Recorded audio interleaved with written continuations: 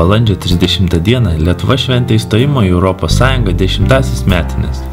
Šia proga Kupiškio kultūros centras jaunosios kartos atstovus pakvietė į akciją Jaunoji Europa – tai mes.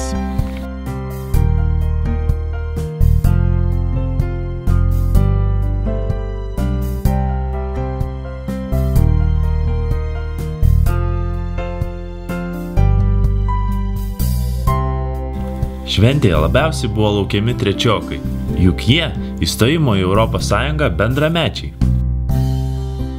Trečiokų laukia svarbi užduotis – ant Lauryno Stuokos Gucevičiaus aikštės grindinio tapyti ir rašyti nuoširdžiausius palinkėjimus mūsų šaliai.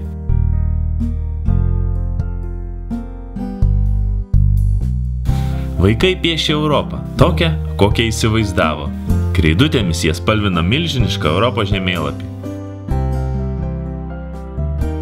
Šią dieną aikštėje išdygo dviračių parkas. Kiekviena Kupiškio mokykla sukūrė po vieną dviračio skulptūrą, simbolizuojančią vis kitą Europos Sąjungos šalį.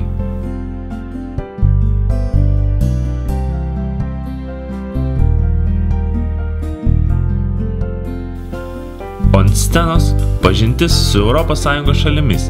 Moksleiviai perteikė jų kultūrą, pasakojo istoriją bei pateikė įdomių faktų.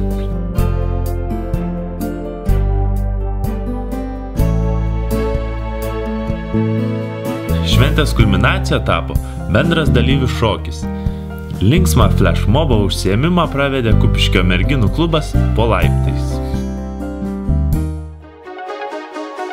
Mes šokio norim dar, švęsti iki galo šokį su daina.